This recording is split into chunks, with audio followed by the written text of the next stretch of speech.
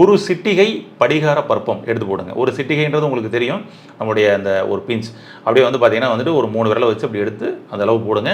அதே போதும். ஒரு சிட்டிகை படிகார பருப்பம். அதுபோல் நெல்லிக்காய் பொடி இருக்குது பார்த்தீங்களா, அந்த நெல்லிக்காய் பொடியில் ஒரு 1/2 ஸ்பூன் எடுத்துக்கங்க போதும். ஒரு 1/2 ஸ்பூன் எடுத்து போட்டுங்க. அப்புறம் வந்து பார்த்தீங்கன்னா வந்துட்டு பனங்கற்கண்டு பவுடர் பண்ணி வச்சுக்கலாம். பனங்கற்பண்டை நல்லா நசுக்கி பவுடர் பண்ணி வச்சுக்கலாம். அல்லது அப்படியே வந்து ஒரு ஸ்பூன் எடுத்து பனங்கற்கண்டை போடுங்க. 1 ஸ்பூன் பனங்கற்கண்டு, 1/2 ஸ்பூன் நெல்லிக்காய் பொடி, ஒரு சிட்டிகை படிகார பஸ்பம். அவ்வளோதான். இதை அனைத்தையும் என்ன பண்ணணும் அப்படின்னம்னா, நைட்டு தூங்க போகிறதுக்கு முன்னாடி ஒரு செவ்வழனி வாங்கி இந்த செவ்வழனியில் மேலே கண் ஓப்பன் பண்ணிடுங்க. ஒரு கண் ஓப்பன் பண்ணி அதுக்குள்ளே போட்டுருங்க. போட்டுட்டு க்ளோஸ் பண்ணிவிட்டு ஒரு நாள் நைட்டு ஃபுல்லாக அதுக்குள்ளேயே ஊறட்டும். நைட்டு ஃபுல்லாக ஊறிட்டு மார்னிங் எம்டி ஸ்டொமக்கில் இந்த ஊறப்பட்ட இந்த செவ்வழனி இருக்கு இல்லையா, இதை எடுத்து நீங்கள் அப்படியே வடிகட்டிட்டு அப்படியே சாப்பிட்றலாம். எல்லாம் அடியில் தான் நிற்கும், எல்லாம் கரைஞ்சிருக்கும், சாப்பிட்றலாம். இதை காலையில் ஒரு வேளை மட்டும் நீங்கள் குடிச்சிட்டு வந்தீங்கனாலே போதும். ஃபஸ்ட்டு நாள்லேயே மாற்றம் தெரியும்.